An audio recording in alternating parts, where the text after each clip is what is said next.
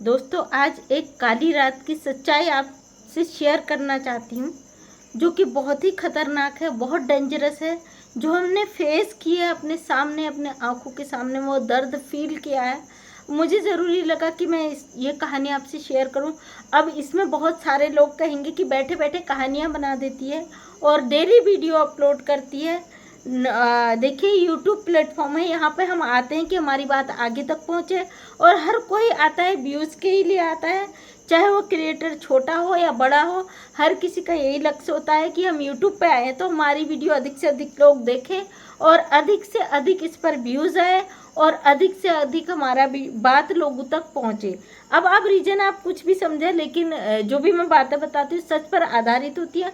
अगर आपको लगता है मैं झूठ बोलूँ तो आप जाके इसकी जानकारी ले सकते हैं, आज अपनी जांच शुरू कर सकते हैं। तो आज का वीडियो शुरू करती हूँ, जो कि बिल्कुल सच पर आधारित है, जो हमारे साथ घटित हुआ है। बेटा दरवाज़ा बंद करो, आवाज़ आ रही है वहाँ से। तो दोस्तों, आज 31 की जो रात होती है ना, वो सेलिब्रेशन की रात होती है। सब लोग उसे सेलिब्रेट करते हैं क्योंकि उसके दूसरे दिन नए साल का शुरुआत होता है। लोग अपने उज्जवल भविष्य की कामना करते हैं। उसी दिन का एक काला सच मैं आपको बताने वाली हूँ, जिसने हमारी ज़िंदगी में इतना ज़्यादा टेंशन, इतनी परेशानियाँ पैदा कर दी कि उसके बाद आज लगभग 3 साल हो चुके, 3 साल से ज़्यादा हो चुके हैं, हमने उस रात को कभी सेलिब्रेट नहीं किया है। कभी भी हमने 31 मनाया ही नहीं। वो नया साल जो 31 का दिन आता है, हमें वो रात काली याद आ जाती है। और मुझे ज़रूरी लगा क्योंकि ये कई लोगों की ज़िंदगियों में गुजर चुका है। जो भी पुलिस विभाग से हैं वो इस बात को समझ सकते हैं। मैं जानती हूँ मुझसे पुलिस विभाग से बहुत से लोग जुड़े हुए हैं, जो मेरे वीडियोस देखते हैं वो ऑलरेडी समझ जाएंगे। हमारा जो क्वार्टर था बाजपुर में सरकारी, हम 2 मंजिले में रहते थे। नीचे मेरी एक पुराना मकान खाली था, तो उसमें मैंने अपने गाय पाली हुई थी। मुझे शौक़ है जानवर पालने का, और उसी शौक़ के चलते मैंने 2 गायें पाली थी, बहुत अच्छी नस्ल की, क्योंकि गौमूत्र वगैरह का भी ज़रूरत पड़ता था माता की चौकी के लिए। तो उसी मेरी जहाँ पे गायें बंधी थी, उसी के बगल में भैया का रूम था, सरकारी क्वार्टर, और सिंगल वो भैया वहाँ पे रहते थे, जो कि थाने में ड्राइवर थे। और उस रात की जो घटना हुई ना, उस घटना ने सारे पुलिस विभाग में हड़कंप मचा दिया, पूरे मोहल्ले में इतना तमाशा हो गया। तो उस रात हम लोग बड़े मुश्किल से बचा। मुझे ज़रूरी लगा कि मैं आपसे ये शेयर करूँ। विभाग कितना ज़्यादा, पुलिस जो दूसरे की मदद करते, जब खुद परेशानी में फंस जाता तो कितना उनके साथ प्रॉब्लम हो जाता है। वो भैया का नवरात्रे चल रहे थे, और नहीं नवरात्रे नहीं चल रहे थे, सॉरी, 31 की रात थी। उनके कमरे में सेलिब्रेशन मनाया जा रहा था। भैया वो मतलब ड्रिंक वगैरह भी नहीं करते थे, माता के भी भक्त थे। वो उनके यहाँ पे खाना वगैरह बन रहा था 31 के सेलिब्रेशन के लिए। लेकिन वो जाते हैं रात में कहीं, तो पता चलता है कि वो भैया की गाड़ी से किसी का एक्सीडेंट हो गया। एक्सीडेंट क्या हुआ दोस्तों, सच्चाई तो ये थी कि वो लड़के जो थे वो नशे का कारोबार करते थे, स्मैक वगैरह बेचते थे, इंजेक्शन वगैरह, लड़कों को गलत रास्ते पे धकेलते थे। बाद में सुना ही आया। लेकिन जब पुलिस से किसी की डेथ हो जाता ना, वहाँ पे जो जिससे होता है घटना, तो वो सही गलत नहीं देखा जाता, वही मुजरिम करार दिया जाता है। तो होता क्या है, वो भैया जब जा रहे थे तो किसी मैटर को लेके वो लड़कों ने उनकी गाड़ी का घेराव कर दिया, और चारों तरफ से वो नशा किए हुए थे लड़के। और एक को बचाने के चक्कर में जैसे गाड़ी थोड़ी बैक करते, एक का पैर फ्रैक्चर हो जाता है। उन्हें लगता है पैर फ्रैक्चर हो गया, पीछे वाले को चोट लग गई। इसी जल्दबाजी में आगे को गाड़ी बढ़ाते, उन्हें लगता है आगे गाड़ी आते देख के दूसरा लड़का हट जाएगा, लेकिन वो इतना नशे में होता है, वो इतना उसमें होता है कि वो हटता नहीं है। वो गाड़ी के टायरों के नीचे आ जाता है और वहीं पर उसकी डेथ हो जाती है। उसके बाद, क्योंकि हमारे मोहल्ले का मामला था, मेरे घर के पीछे, हमारे सरकारी क्वार्टर के पीछे वो लड़का रहता था। तो उस मैटर ने इतना हो करा, क्योंकि सबसे बड़ी बात, वो भैया गाड़ी भी ड्राइव नहीं कर रहे थे। उनका एक साला था, वो साले का दोस्त था, लेकिन वो भैया उसमें थाने में गए हुए थे, वहाँ से कुछ ही दूरी में थाना है। वो थाने में गए थे, गलती से उनका फ़ोन उस गाड़ी में था। वो आए अपना फ़ोन लेने, तो तब तक वो हादसा हो चुका था। और जैसे उन्होंने फ़ोन निकाला, और वो पब्लिक में हड़कंप मच जाता है कि इन्होंने पुलिस की गाड़ी से एक लड़का ठोक दिया। तब जाके बहुत ज़्यादा हंगामा हो जाता है, मोहल्ले में तहलका हो जाता है। किसी को पता नहीं होता कि उनका कमरा ये है मेरे घर के सामने में, क्योंकि कुछ समय पहले एक घटना हुई थी, कुछ साल पहले ऐसा ही एक मामला हुआ था कालाडूंगी थाने में।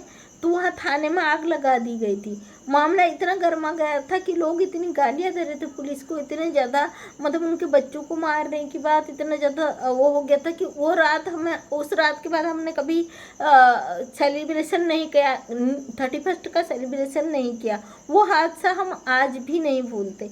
उसके बाद मेरे हस्बैंड ही मतलब पुलिस उनको अरेस्ट करके जेल तक ले गए। एक पुलिसकर्मी के लिए कितना मुश्किल होता है कि जिसके साथ वो ड्यूटी कर रहे हैं उसी को अरेस्ट करके जेल तक ले जा रहे हैं। और मतलब उस रात को उससे 2-3 दिन तक मेरे हस्बैंड ने खाना भी नहीं खाया। मतलब उनको इतना दुख हो गया क्योंकि एक पुलिस का आदमी जो दिन रात मुजरिमों को पकड़ता है, हथकड़ी लगाता है, और उसके बावजूद उन्हें हथकड़ी लगा के जेल में डाला जा रहा है। वो अपना घर बात करना चाहते हैं लेकिन उनका फ़ोन ले लिया जाता है क्योंकि मजबूरी होती है पुलिसकर्मियों की। अगर साथ का भी है तो इनलीगल वो कुछ नहीं कर सकते, इसलिए वो फ़ोन भी नहीं दे सकते थे। वो अपने घर में भी इन्फॉर्म नहीं कर पाए। वो पुलिस के द्वारा ही उनके घर में सूचना दी गई और वो भैया अरेस्ट हो जाते। कितनी कोशिशें की जाती लेकिन नहीं छूटते। उनका जो घर बन रहा था नया वो भी बिक जाता है। लास्ट में दोस्तों 1 साल पूरा होने के बाद, जब 1 साल कंप्लीट हो जाता है उसके बाद जाके बड़े मुश्किल से बताया जा रहा है कि 30-35 लाख रुपए दे के उस मैटर से छुटकारा उनको मिलता है। और सबसे बड़ी किस्मत देखिए, जैसे वो वहाँ से छूटते हैं, अचानक एक दिन फेसबुक में देखती हूँ कि मेरे हस्बैंड ने कहा अरे इनकी तो लॉटरी लग गई। तो भाई ने कोई गेम खेला, उसमें 1 करोड़ रुपये जीते हुए थे। और ताज्जुब की बात, जो व्यक्ति 1 साल जेल काट के आ रहा पुलिसकर्मी है, और वो व्यक्ति अपना घर भी बेच चुका, सब चीज़ खर्च कर चुका। ऊपर वाले की महिमा देखिए, अगर गलत नहीं है ना कहीं सही होता है। 1 साल का समय बहुत कठिन होता पुलिसकर्मी के लिए कि वो जेल काट के आ रहा। अब उन्हें उनकी नौकरी भी वापस मिल चुकी है, वो दोबारा अपनी ड्यूटी ज्वाइन कर चुके हैं, और उनके 1 करोड़ की जो गेम वो खेल रहे थे उसमें वो जीत भी चुके हैं। कितना इत्तेफाक है, सोचिए ना कि इंसान के साथ करिश्मे किस तरीके से होता है। अगर गलत होता है सही भी होता है। जो इंसान गलत नहीं करता उसके साथ गलत कभी नहीं होता। वैसे 1 साल का समय बहुत मुश्किल था, लेकिन जैसे पुलिसकर्मी है वो उनके लिए बहुत मुश्किल होता है कि वो जेल में दिन रात मुजरिमों को ले जाते हैं, उसी कटघरे में उन्हें खड़ा कर दिया जाए तो उनके लिए कितना मुश्किल वो समय रहता होगा, वो समय काटना। जब हम सोच कर भी इतना विचलित हो जाते हैं कि एक पुलिसकर्मी के लिए कितना मुश्किल होता होगा कि हथकड़ी लगा के उन्हें जेल में ले जाया जा रहा है, तो सोचिए कि उन पर क्या गुजरी होगी जिसने ये समय बिताया होगा। और एक्चुअल में भैया मेरे ही जहाँ पे मैं अपनी गाय बांधती थी उसके कमरे के बगल में उनका घर था, और बहुत सौम्य सभ्य व्यवहार के थे। कभी भी घर अपने रूम से बाहर निकलते थे, कभी बिना वर्दी के हमें नज़र नहीं आए। एक सीधे सिंपल इंसान, बहुत मतलब रिस्पेक्ट करते थे वो सभी लोगों का। कभी हमने उन्हें गलत नहीं देखा, क्योंकि कई साल मैं भी उस रूम पे रह चुकी थी। 7 साल में उस क्वार्टर में रही, फिर 3 साल में दूसरे क्वार्टर में रही, 10 साल में सरकारी क्वार्टर पर रही।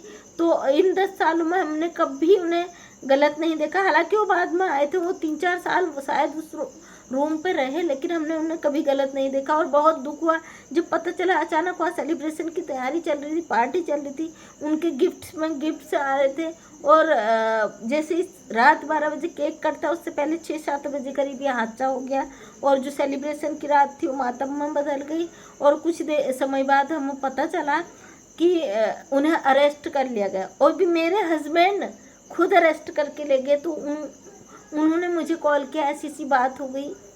और उसके बाद हंगामा जो मचा, दूसरे दिन वहाँ पे पूरा जो पीछे था, पीछे का जो हमारे वहाँ जिस मोहल्ले की बात थी, जिस मोहल्ले का वो लड़का था जो एक्सपायर हो गया था, वहाँ पे किसी भी पुलिसकर्मी को भेजने से डर रहे थे, क्योंकि वहाँ पे लोग इतने आक्रामक थे, कोई भी किसी पे हमला कर सकता। पुलिस वर्दी देखते ही वो लोग बौखला जा रहे थे। फिर वहाँ के जो कोतवाल सर थे उन्होंने मेरे हस्बैंड से बोला, आपका मोहल्ला है, आप विदाउट वर्दी के जाओ, आप हैंडल कर लोगे। लेकिन मेरे हस्बैंड का व्यवहार अच्छा, लोगों के साथ कभी उन्होंने, हमारे मोहल्ले के लोगों ने कभी उन्हें भी बिना वर्दी के नहीं देखा, कभी किस इस तरीके की उनको बातें करते हुए नहीं देखा, कभी उनका ऐसा व्यवहार नहीं देखा जो लोग पुलिस को बोलते हैं। उनका व्यवहार बहुत अच्छा है, तो इस वजह से लोगों ने कुछ नहीं कहा। और जब वो घर आए उन्होंने बोला कि वहाँ लोग इस तरीके से गालियाँ दे रहे थे पुलिस को कि आज मेरा दिल खुद दुखी है। और मैं खुद इस विभाग में नहीं रहना चाहता। मेरे हस्बैंड उत्तराखंड से टॉपर हैं, वो भी 2007 के बीएड है।